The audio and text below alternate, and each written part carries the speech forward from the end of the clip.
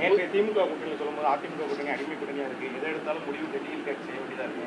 டெல்லியிலேயே முகாமிட்டு தான் தமிழகத்தோட நிலைமை இருக்கக்கூடிய சூழ்நிலை. திமுக தலைவர் கூட எல்லாருமே திமுக. நமது முதலமைச்சருக்கு ஒரே பயம், டெல்லினாலே ஒரு நடுக்கம். டெல்லினாலே இங்கே கில்லியாக நடுங்கிட்டு இருக்காரு முதலமைச்சர். ஏன் அப்படின்னு தெரியல. அதாவது எங்களுடைய கூட்டணி நாங்கள் பெங்களூர்லேயும் பேசுவோம், டெல்லியிலையும் பேசுவோம், தமிழ்நாட்டிலையும் நாளைக்கு தமிழ்நாடு இன்னும் தான் பேச போகிறோம். இவங்க நாங்கள் பேசிட்டதாகவே முடிவு பண்ணி நம்மளுடைய முதலமைச்சர், திமுக நம்மளுடைய நண்பர்கள் எல்லாமே ஒரு பயத்தில் போய் நடுங்கி போய் இருக்கிறாங்க. அதனால தான் எங்களை பற்றி பேசிகிட்டே இருக்காங்க.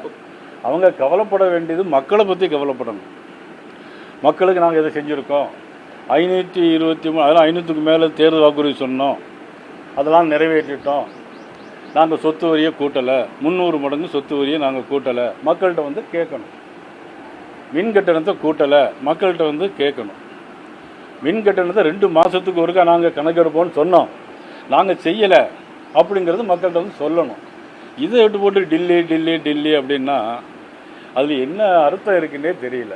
புதிதாக வந்து 5வது அணி ராமதாஸ் மற்றும் சசிகலா அவங்க சேர்ந்து உருவாக்கியிருக்க இந்த அணி என்னத்தை, அதாவது எந்த ஒரு தாக்கத்தை ஏற்படுத்தும் தமிழக தேர்தலில்?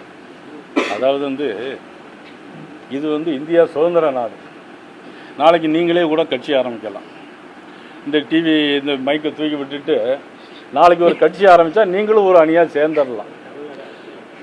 இதில் இந்த ஒரு டிவி பேர் சொல்லலை, இந்த டிவி அந்த டிவின்னு சேர்த்து கூட ஒரு கட்சி ஆரம்பித்து நாளைக்கு ஒரு பேச்சுவார்த்தை நடந்தால் 6வது கூட்டணியாக போயிடும்.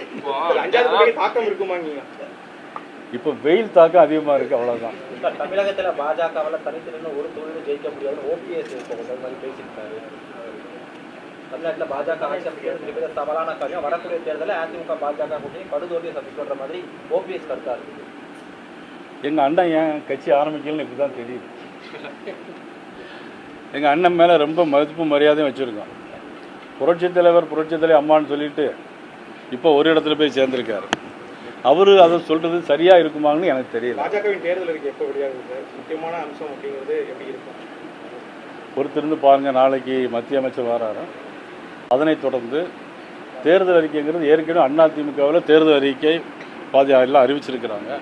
அதனைத் தொடர்ந்து ஒரு சில கருத்துக்கள் எங்களுடைய கருத்துக்கள் இருக்கு. பீகார் மாடலை போலவே தமிழ்நாட்டில் வந்து உருவாகும் அப்படின்னு சொல்லி டிடிவி சொல்லியிருக்காங்க. அதை வந்து அரசியல் விமர்சகர்கள் தலைவர்கள் என்ன சொல்றாங்கன்னா, அப்போ பீகாரை போலவே நிதிஷ்குமாரை போலவே தமிழகத்தில் இப்போ கூட்டணியை வெற்றி பெற்று முதலமைச்சர் இபிஎஸ் ஆனால் அவருக்கு நிலையும் அதுதான் அப்படியா அப்படின்னு எடுத்துக்கலாமா அப்படின்லாம் கேட்குறாங்க. இது நீங்கள் ஏன் பீகாருக்குலாம் போகிறாங்க? தமிழ்நாட்டுக்குள்ளே இருப்போம். முதல்ல தமிழ்நாட்டு தேர்தல் முடிப்போம், அது பிறகு பீகாருக்கு போகலாம். பீகாரில் என்ன நடக்கு அப்படிங்கிறது உங்களுக்கெல்லாம் தெரியும். தெரிந்திருந்தே ஊடகங்களில் இதெல்லாம் கேட்குறீங்க. நீங்கள் முதல்ல நீங்கள் உங்கள் கூட்டணியை விடுதலை சிறுத்தைகளுக்கு எத்தனை சீட் கொடுத்துருக்கீங்க, பேசி முடிச்சிட்டிங்களா அப்படிங்கிறத முதலமைச்சர்கிட்ட கேளுங்க. அதுக்கப்புறம் நம்ம எல்லாம் அங்கே கடுமையான பிரச்சனைகள் சூழ்ந்துட்டு தான் இருக்குது அப்படின்னு இல்லை, அது அவங்களுடைய கூட்டணி. அது எப்படி நடந்தால் நமக்கு அவசியம் இல்லை.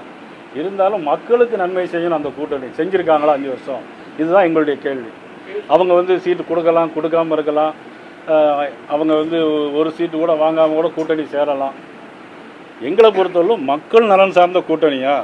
5 வருஷம் ஆட்சி பண்ணீங்களே, 22,000 கிலோ கஞ்சா பிடிச்சிருக்காங்களே.